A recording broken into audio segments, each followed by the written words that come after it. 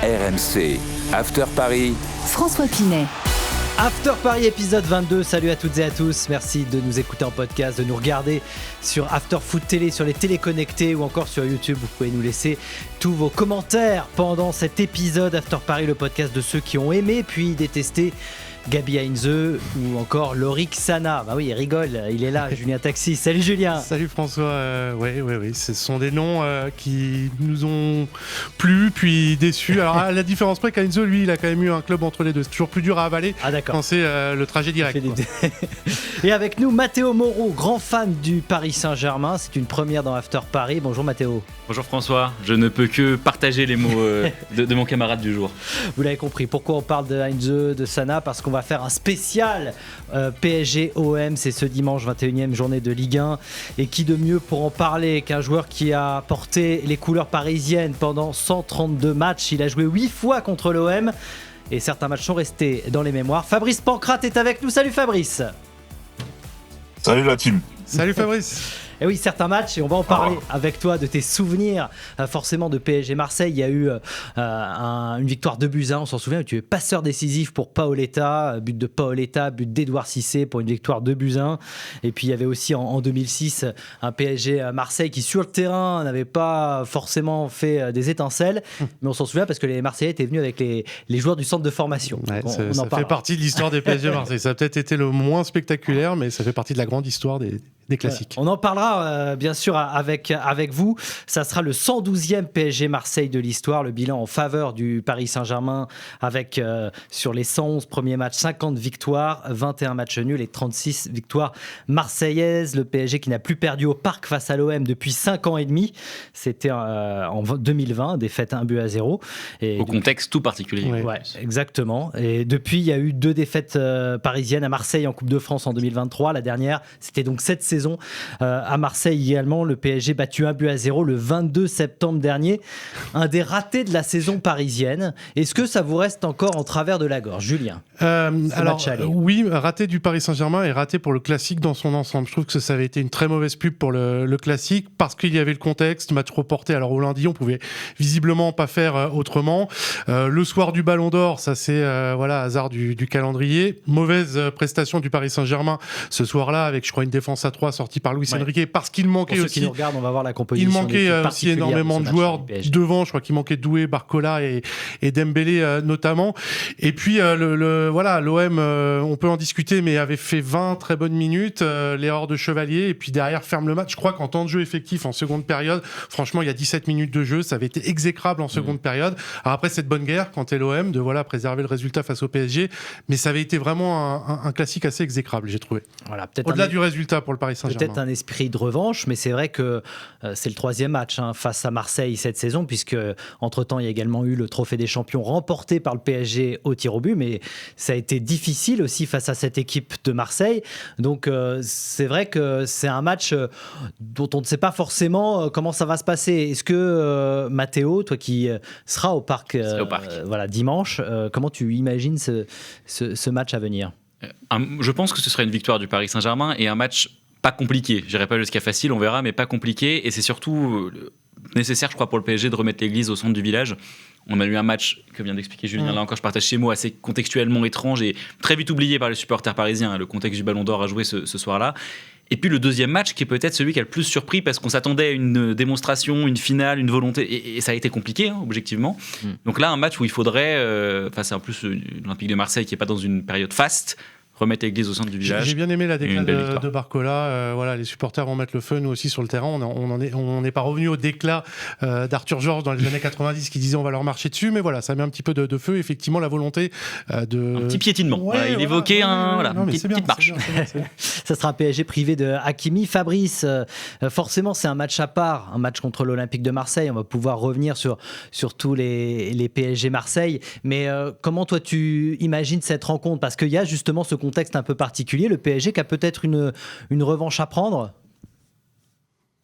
Ouais, clairement, comme on l'a dit, le match aller était très très particulier et puis le sort a fait que la cérémonie de Ballon d'Or tombait mal. Je pense que aussi Marseille ne voulait pas reporter ce match-là, il voulait absolument jouer parce qu'il y avait beaucoup d'absents. Donc c'était pas un non-match, mais c'est vrai qu'on peut pas juger ce premier classique aller parce qu'il y avait pas l'équipe type, je dirais, et que ce match retour, c'est une façon de remettre les pendules à l'heure et montrer que Paris prenne l'ascendant sur Marseille ou au-dessus de Marseille, avec, je dirais, l'animosité qui anime ces deux clubs. Ce match-là arrive à point fermé. Et en plus, c'est le premier contre le troisième, donc l'enjeu est de taille. Un enjeu important pour Paris, puisqu'on est dans After Paris. C'est vrai que l'enjeu, c'est aussi de montrer que ce PSG-là qui a montré des difficultés liées sans doute à des problèmes physiques aussi ces derniers temps, repart sur une deuxième partie de saison. On le sait, hein, l'objectif c'est aussi d'aller chercher la victoire en Ligue des Champions, pourquoi pas. Ouais, ça fait partie de ces matchs qu'il va falloir gagner si possible avec la manière, parce qu'on est à un mois maintenant de potentiel 8e de finale de Ligue des Champions avec les barrages avant. Marseille, la double confrontation contre Monaco sont des matchs qu'il va falloir gagner, et je le répète, je pense avec la manière, en remontrant cet état d'esprit, cette intensité, ce pressing, ce contre-pressing qui n'a pas complètement disparu, mais qui est beaucoup moins efficace depuis quelques semaines. De toute façon, c'est un rodage. Ça va être un rodage de maintenant jusqu'au 8e de finale, voire au barrage. Il ne faut pas non plus mépriser Monaco. Je pense que ça ne va pas être si facile qu'on ne le croit. En revanche, il faut absolument rejouer avec la manière. Ouais. Parce que depuis le début de la saison, je vous mets au défi de me trouver un match référence en Ligue 1. Il y en a un contre Rennes, mais qui en réalité est un match en trompe-l'œil, quand on regarde le déroulé du match. Il faut réussir à sortir une victoire dans le jeu et dans le score, c'est-à-dire où on joue bien, ça arrive souvent, où on marque beaucoup, ça arrive moins. Donc il va falloir cumuler les deux et se mettre en confiance. Alors je vais vous demander si c'est un match toujours aussi particulier pour les supporters du PSG, mais je vais me tourner vers Fabrice qui en a joué des PSG Marseille. C'est un match particulier aussi quand on est joueur. À ton époque, c'était un match souvent où il y avait beaucoup d'enjeux. C'est peut-être un peu le cas aussi pour les joueurs actuels, mais voilà, il y a aussi ça certainement qui doit faire la différence. Bien sûr, je dirais que tout le monde coche cette date-là dans le calendrier. Ouais. Après, certes, c'est plus la bombonera qu'on avait au parc à l'époque de nos classicos, et ceux d'avant moi encore, parce que maintenant tout est épié, t'as la VAR, on peut pas faire n'importe quoi. T'as plus les tacles à Dimeco au niveau de la hanche ou on embrasse Eric Dimeco, qui fait partie de la famille RMC, bien sûr. Bah oui, exactement. Ou Simarman ou Eric Sana, bref, mais ça reste un classico. Et ce classico-là, il faut pas le perdre. Même si on a l'ascendance sur eux depuis un certain temps, c'est le match qu'il faut pas perdre. Et ça a une saveur particulière, parce que c'est le Nord contre le Sud aussi, c'est classique de notre championnat, et puis tu sais, si tu gagnes aussi, tu les mets à distance. Marseille, très clairement. Alors qu'il y a déjà un gap qui s'est créé, il y a 9 points d'écart. C'est sûr que si Marseille gagne au Parc, ça ne fera plus que 6 points. S'ils reviennent à 6, on a 12 points d'avance. Mais voilà, mais est-ce que si on perd, on va être champion. Si on gagne, on va être champion. Vous êtes Julien et Mathéo, ça reste un match à part. Pour moi, oui, parce que j'ai grandi dans les années 90, à l'époque où la rivalité était à son apogée. Fabrice reparlait des classiques des années 90, et notamment, on en parlera peut-être tout à l'heure, celui de la saison 92-93, où il y avait une véritable animosité, parfois qui sortait clairement du cadre de la rivalité footballistique. Il y avait une rivalité aussi sportive. Le PSG était à l'époque le dauphin, l'OM était leader. Moi, de mon point de vue à moi, oui, ça reste un événement particulier. Je me souviens avoir eu la discussion avec certaines personnes un petit peu plus jeunes avant le classique du match aller, qui me disaient non, mais moi ce soir je regarde la cérémonie du Ballon d'Or. Mais j'étais très content qu'Ousmane ait le Ballon d'Or, mais pas moyen de regarder la cérémonie du Ballon d'Or ce soir-là, qui je crois était après. Mais enfin voilà, l'attrait pour moi c'était classique. Après, j'ai la sensation que les générations actuelles, et 20, 30 ans, moi je suis un petit peu plus âgé, c'est un petit peu héréditaire. Voilà, ça se transmet, cette rivalité, elle est un petit peu filiale, mais elle est moins forte, que ça soit sur le terrain ou entre supporters aujourd'hui. La génération d'après, on l'a sur ce plateau d'After Paris, puisque nous, on vous invite, supporters du Paris Saint-Germain, à venir justement partager votre amour du Paris Saint-Germain et vos souvenirs. Mathéo, sur ce que dit Julien. Mais c'est un match à part. Moi, je vais au Parc dimanche avec une énergie qui est différente d'un PSG Lyon, d'un PSG Nantes, d'un PSG n'importe quelle équipe pour n'importe quel gros match. Après, il y a quand même d'autres matchs aujourd'hui au Parc des Princes qu'on vit, des matchs de Ligue des Champions, des matchs importants. Et c'est vrai que l'année dernière, au match aller, sans dire qu'il fallait regarder la cérémonie et pas regarder le match, j'ai franchement peut-être plus vibré, et ça peut choquer, au moment où Ronaldinho devait dire le mot, il faut dire qu'il l'a dit vite, que je n'ai été déçu d'avoir perdu. Parce que, qu'on le veuille ou non, à un moment donné, c'était beaucoup plus inédit pour le Paris Saint-Germain de voir tous ces joueurs dans un élan de bonheur triompher après une victoire en Europe. Parce que c'était ça la cérémonie du Ballon d'Or, ça s'inscrivait dans l'année 2025, que de perdre ou gagner un Classico, qui sont finalement des matchs qui sont beaucoup joués et qu'on a tellement gagné ces 10 dernières années qu'on pouvait pardonner à cette équipe du PSG d'avoir perdu. En revanche, dans un contexte normal, s'il n'y avait pas eu ça juste avant. En fait, se tromper, c'est de croire que le match aller n'était pas important. C'est juste que ce qui s'est passé en 2025 était plus important que tout. Donc, et d'ailleurs, le PSG a changé d'air depuis. Aujourd'hui, les grands rendez-vous, alors ce sont les classiques, mais ce sont surtout les matchs en Ligue des Champions. Et si je reprends les années 90, une bonne saison du Paris Saint-Germain pouvait être une saison où le PSG avait remporté les 2 classiques, ce qui n'arrivait pas d'ailleurs à l'époque. C'était très rare et une anomalie que le PSG s'impose dans les années 90 contre le Paris Saint-Germain. Donc le rapport de force a changé et l'appréhension de ces rendez-vous-là a changé. Le match est toujours unique, mais il y a d'autres événements uniques dans la saison. Peut-être avant, on avait moins. Voilà. Ouais. Alors justement, sur cette question des supporters, il n'y aura pas les supporters marseillais. Depuis 2018, ils ne sont plus au Parc des Princes. Je vais vous poser la question parce que justement, effectivement, il y a eu, c'était fin janvier, cette demande du CUP, le collectif Ultra Paris, de demander tout simplement que les supporters marseillais reviennent au Parc des Princes. On rappelle que, pour l'inverse, depuis 2015, les supporters du Paris Saint-Germain ne peuvent plus aller au stade Vélodrome. Je t'ai entendu, Fabrice, dire c'est dommage pour toi de ne pas avoir justement les supporters marseillais se déplacer au Parc. Bien sûr, et vice-versa, depuis 2015 pour Paris, parce que pour moi, ça aussi, c'est le petit piment, c'est l'essence même de ce Classico. Il y a les 2 équipes adverses, mais il y a un autre match qui se joue aussi, et c'est en tribune. Et ça, pour moi, ça manque. Même si un Classico reste le Classico, il a plus de saveur quand t'as les 2 copes de chaque équipe qui sont là, et qui s'envoient à coups de chant les uns contre les autres, et ainsi de suite. Et tu sens cette ferveur, cette animosité, ce feu, ça transcende. C'est pour ça aussi, je pense que nos classicos d'époque fait qu'on pouvait sortir de notre bulle, parce que l'ambiance que tu sentais te faisait sortir, tu vois, te faire n'importe quoi. Alors qu'aujourd'hui, t'as l'impression que voilà, c'est important, mais ça va, ça se gère. Alors qu'un supporter qui te regardait avec la haine, tu pouvais taper un tac derrière comme un fou. Tu vois ce que je veux dire ? C'est des trucs comme ça qui manquent. Mais il faudrait... Voir Fabrice Pancrate tacler, ça c'est quand même un truc de fou. Il faudrait faire un DN2, tout ça. Oui, bien sûr. Non mais alors après, on va le dire aussi très clairement, il y a eu aussi des débordements. Il y a eu aussi des raisons qui font que les supporters marseillais ne sont plus au Parc des Princes et les supporters du PSG ne peuvent plus se déplacer au Vélodrome. C'est pas pour rien que les pouvoirs publics prennent ces décisions-là. Voilà, c'est aussi pour éviter des débordements. J'ai du mal à comprendre comment on peut en être arrivé là. Moi, j'ai fait des déplacements à Marseille en tant que supporter dans les années 2000. Il était tellement encadré. Il y a un nombre de policiers, 1000, 2000 policiers qui encadrent. On peut peut-être pas mettre autant d'énergie justement avec la police et les forces de police pour un match. Peut-être, mais oui, c'est peut-être aussi le mantra et le point de vue aujourd'hui. Mais on est capable d'organiser les plus grands événements en France et on n'est pas capable 2 fois par an de faire venir des supporters parisiens à Marseille et marseillais au Parc des Princes. J'y crois pas et oui, effectivement, ça relève peut-être tout simplement d'une volonté ou d'un manque de volonté politique. Mais il faudrait faire un after entier qui s'appellerait after traitement des supporters en Europe et en France. On pourrait en parler parce que dans tous les pays d'Europe, en une majorité en tout cas, vous allez à Munich, moi j'y étais pour la finale de la Ligue des Champions, on pouvait aller voir les supporters de l'Inter. Vous alliez à Munich pour un Bayern Dortmund, ils sont parfois collés dans la même tribune, séparés par rien du tout. Et il n'y a aucun problème. Il y a une réalité, c'est qu'aujourd'hui, on ne veut pas mettre les moyens pour encadrer les déplacements.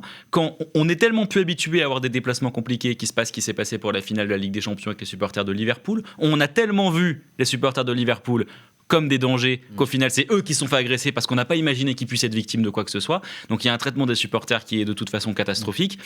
Et c'est regrettable que les Marseillais ne soient pas là. Évidemment, il y a eu des débordements. Évidemment, il faut les condamner. Mais il y a bien que dans le football, qu'on décide de sanctionner unilatéralement des groupes collectifs pour la faute de 1, 2 ou 10 décérébrés. Donc c'est franchement regrettable. C'est dommage. Et on espère une belle ambiance au stade aussi. Parce que là encore, peut-être c'était le sujet d'après, mais un débat sur ce qui est dit dans les stades. Fabrice parlait de chants. Mais il y a les chants injurieux, il y a les chants discriminants et les chants odieux. Mais il faut les séparer. Que des supporters parfois soient virulents les uns envers les autres, mais c'est le sel du sport. Ça ne veut pas pour autant dire qu'ils vont se frapper juste après. Ouais. La réalité, c'est que c'est une rivalité qu'on doit accepter sans jamais dépasser les limites. Alors, je rappelle que Matteo Moro, en plus d'être supporter du PSG, est avocat. D'où cette plaidoirie. Il n'est pas avocat des supporters, mais voilà. Mais parfois, et c'était bien de le préciser. Ils ont des droits. Bon, en tout cas, voilà, ça c'est un vrai sujet parce que ça a été relancé par le collectif Ultra Paris. Et c'est bien qu'il y ait cette solidarité du mois de janvier. Entre Parisiens et Marseillais. Et peut-être que ça va quand même commencer à faire son chemin. Ça ne sera pas pour cette année, mais peut-être que ça va commencer à faire son chemin. Et en tout cas, le débat est posé et on est capable.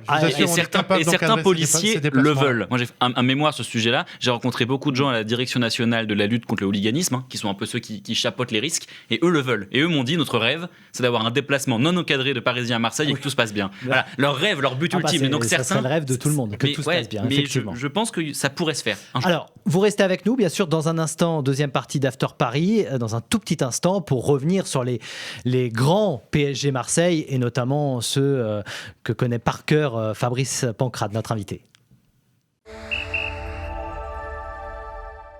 Retour dans After Paris avec Julien Taxis, avec Matteo Moro, fan de Paris Saint-Germain qui est avec nous, et notre invité Fabrice Pancrate, parce qu'on va revenir sur les grands PSG Marseille de l'histoire, et il y en a eu. N'hésitez pas d'ailleurs en commentaire sur YouTube, si vous nous regardez, à laisser votre souvenir d'un PSG Marseille. Ça peut être lors d'une victoire du PSG, mais aussi d'une défaite. Je parlais en préparant l'émission à Jimmy Brown, qui lui se souvient d'une défaite du PSG au Parc. C'est ce qui l'a plus marqué face à Marseille. 3-1, avec notamment un but de Zenden qui monte sur la petite boîte là, et ça il s'en souvenait très bien. Et il tombe. Voilà, donc ça voilà, c'était un des souvenirs, c'était un souvenir de défaite. Fabrice Pancrate, puisque tu en as joué, lequel te reste le plus en mémoire? Mon premier, moi. C'est mon premier au Parc, sur la passe à Pedro. Je connaissais pas 2004. ce qu'il en était. Exactement. Et puis je m'en souviens que Modeste, il m'avait chauffé la tête en me disant, écoute, on a vu Ajaccio, tout ça, ce que tu veux. Là, c'est pas pareil, mec. Il dit, là, c'est Marseille, on va voir ce que tu vaux. J'ai dit, pourquoi tu veux me mettre la pression? Pas besoin de mettre la pression.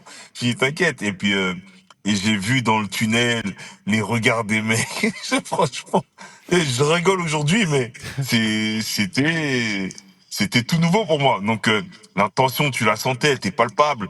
L'ambiance au Parc, elle était juste incroyable. Et puis, souvenez-vous du dénouement aussi. C'est-à-dire qu'on est vite réduit à 10, je crois, au bout de 10 minutes, quelque chose comme ça. Et on doit faire tout le match comme ça. Et Vaïd, il devient fou, il change de tactique, etc. Et puis, le fait est que, moi, je me suis bien sorti, avec mon équipe aussi. J'ai fait un bon match dans son ensemble. Le but de Pedro, il est exceptionnel.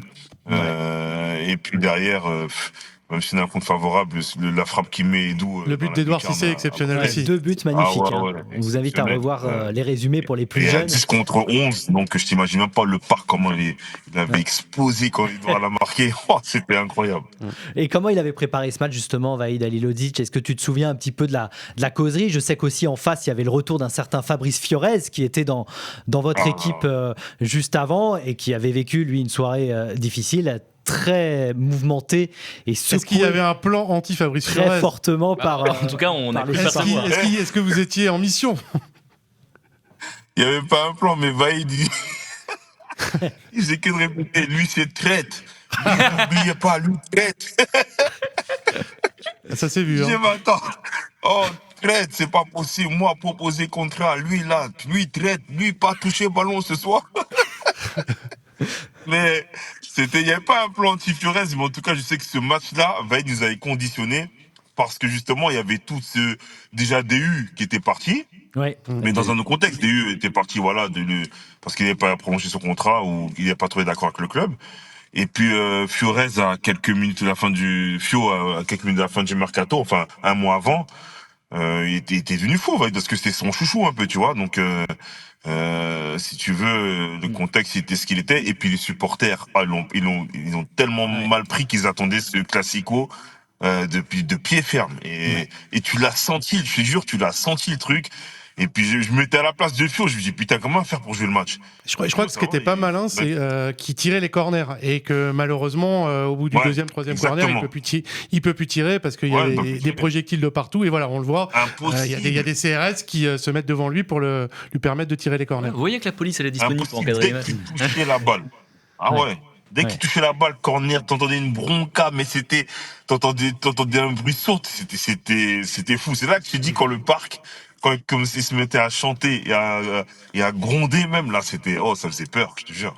Bon, en tout cas, ça c'était donc en 2004. Il y avait eu aussi Paoletta qui avait marqué un but mémorable. C'était la saison d'avant avec ce lob, alors qu'il est excentré sur un côté et qu'il lobe Barthez. Paradoxalement, je préfère celui-là sur la passe de Fabri.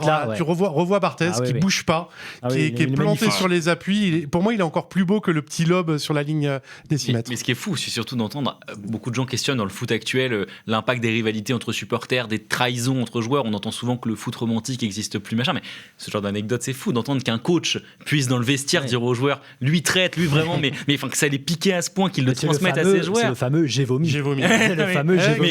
Il sort en conférence de presse le lendemain du départ de Fabrice. Mais c'est fou. Moi j'entends ça, c'est incroyable. Il y a donc peut-être d'autres. On demandera à Fabrice parce qu'on en a parlé. Il y a d'autres matchs entre le PSG et Marseille qui ont marqué l'histoire comme ça de ces chocs-là. Julien, t'en as un toi qui te vient à l'esprit? Moi j'en ai deux. Alors pour être on va dire impartial, il y a le PSG-OM, retour de celui que tu évoquais tout à l'heure, c'est-à-dire saison 92-93. Il y a le match des Bouchers à l'aller, je ne sais pas si tu voulais en parler. Et puis il y a le match de la consécration de cet OM-là au match retour, qui est en mai 93, 5 jours, je crois, après le titre.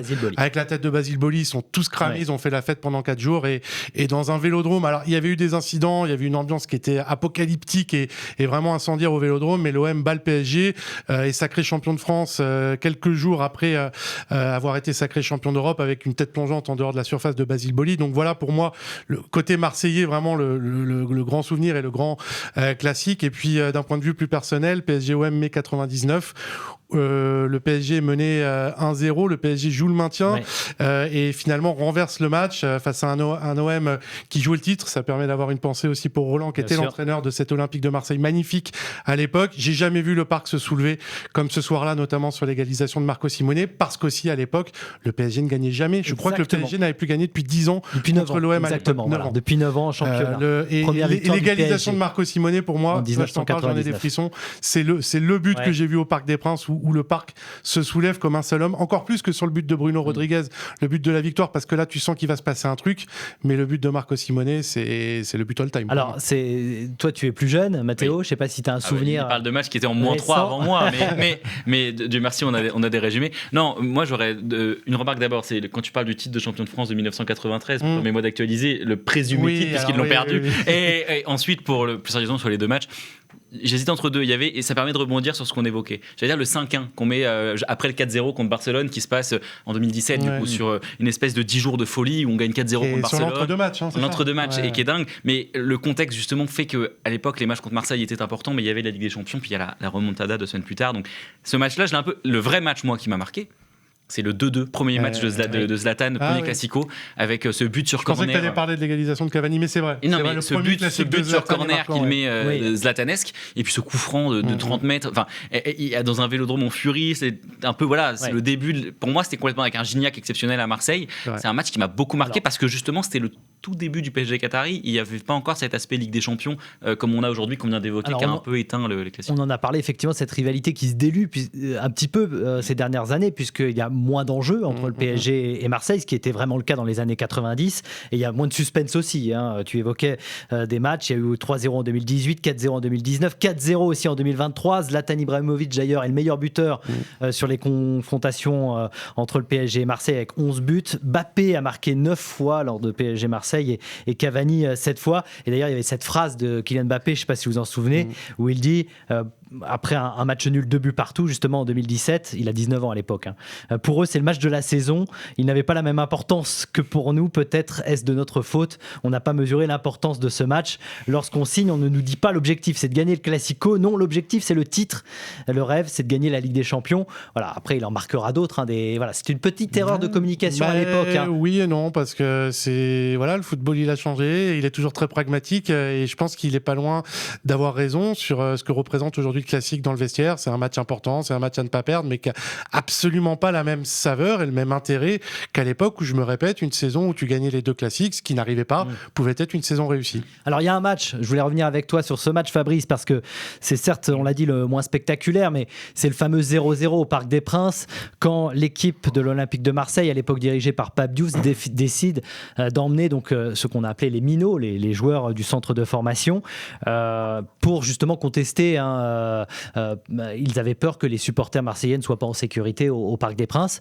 Fabrice, comment vous avez vécu, vous, cette rencontre de l'extérieur? Ça a été difficile, j'imagine, pour vous, d'affronter des joueurs que vous ne connaissiez pas. Et de marquer, manifestement. Ouais, c'était horrible, c'était nul. C'était nul parce que, si tu veux, le contexte, c'était en 2006. Bon, il n'était pas nouveau pour les Marseillais. Le fait de ramener les minots, c'était, enfin, j'ai envie de dire, c'était un coup de com'. Parce que pour moi, ça justifiait pas le fait qu'ils ramènent pas leur équipe type sous prétexte que c'est pas en sécurité. Est-ce que nos supporters, eux, quand ils allaient chez eux, ils étaient en sécurité? C'était pareil. Il y avait des risques. Si c'était un coup de poker, ça a quand même fonctionné, Fabrice, parce qu'on a senti effectivement une équipe du PSG qui était un peu déstabilisée. Ouais, bien sûr, ça a fonctionné parce que eux, ils avaient rien à perdre avec cette équipe-là. On gagnait, c'était logique. Parce qu'on jouait contre les minots. Et ils gagnaient. Bon, c'était encore pire pour nous, mais s'ils faisaient match nul, c'était inespéré. C'était tant mieux pour eux. Fabrice, je crois que c'était Guy Lacombe. Je crois que c'était Guy Lacombe, le coach, à l'époque. Comment il prépare le match quand il apprend qu'il y a 11 minots en face? Écoute, il prépare comme un entraîneur qui soit. C'est-à-dire que par rapport au poste, c'est tout. Tu dis, tu joues ton jeu, toi, à la base, et puis tu essayes de colmater les brèches. Mais quand je dis colmater les brèches, c'est même pas ça. C'est que la seule info qu'on avait, c'était le Brésilien, le Suisse, là, qui venait de Bâle. L'attaquant, j'ai oublié son nom. Jiménez. Oui, Jiménez. Ouais, exactement. Sinon, tous les autres, on connaissait pas. Donc, tu vas pas dire, lui, il déborde, lui, il fait ci, lui, il fait ça. Non, c'était... écoutez, le contexte, il est comme ça reste un classique. Et il faut gagner. Mais on n'a pas gagné, on a fait match nul, et puis... attends, il y avait quand même Carasso dans les buts qui, je crois, avait sorti un gros match. Alors ça pardonne pas complètement le 0-0, mais il y y avait Carasso dans les buts. Ils avaient joué en 4-5-1, je crois, ou 5-4. C'est toi l'avocat aujourd'hui. Oui, j'essaye, parce que c'était pas... C'était incroyable. C'était pas ça. En tout cas, voilà, il est resté dans la mémoire, justement, pour ce coup de poker marseillais. Il n'y aura pas de coup de poker ce week-end, même si on ne sait pas ce que va nous préparer Roberto De Zerbi. Je vous invite d'ailleurs, parce qu'on est quand même amis dans la rédaction d'RMC, à écouter l'After Marseille qui est sur le match PSG-Marseille à venir. Fabrice, avant de te libérer, est-ce que tu as un pronostic sur cette rencontre-là, ce match, sur quoi ça peut jouer? Moi, je dirais, la forme du moment et surtout le contexte en lui-même, parce que Marseille n'est pas bien. Même s'ils ont gagné 4-0, moi, je reste sur le fait que ils ont été éliminés en Ligue des Champions. Et ça, c'est une tâche indélébile. Et vu le contexte dans laquelle manière ils sont sortis, même si ils ont gagné contre Rennes, je pense que c'est dans leur tête encore, et même les supporters. Donc, je veux pas dire qu'on va jouer là-dessus, mais ça reste une bête blessée. Psychologiquement parlant, et je vois une victoire 3-1 de Paris, moi. Allez, on espère que ça sera du grand spectacle, on est d'accord? Je pense que ça dépendra beaucoup de l'OM, parce que je vois le PSG s'imposer. Après quel OM, celui qui perd 3-0, celui qui gagne 3-0. Bon. Franchement, moi je pense qu'on prend un but. Donc au moins un but de Marseille. Après, si on est efficace, ça peut finir à 4-1. Si on l'est pas, ils peuvent essayer d'espérer un nul qui serait immérité. Matteo Moreau, tu seras au Parc des Princes. Je serai au Parc des Princes. Tu chanteras. Je chanterai. Voilà. Contre les discriminations et dans le respect de tous, comme le dit le speaker avant de se faire huer par l'entièreté du stade. Merci beaucoup Matteo d'être passé en tout cas dans After Paris. Et tu reviendras, voilà, bien sûr, tu as ta carte de membre désormais. Fabrice Pancrate, lui, il a sa carte de membre, il était déjà venu nous voir. C'est un grand plaisir de t'avoir accueilli à nouveau. Merci beaucoup Fabrice. Merci les gars, merci. Et bon match dimanche. À bientôt dans After Paris. À bientôt. Et puis Julien Taxis, on aura l'occasion de débriefer ce match. Une carte de presse, c'est comme une carte de membre, mais en mieux. N'hésitez pas à liker, commenter, partager cet épisode d'After Paris. Et puis on se retrouve nous la semaine prochaine pour un nouvel épisode. Salut à tous. Hier soir, quand je rentrais chez moi, je vous dis franchement, j'ai vomi. RMC After Paris.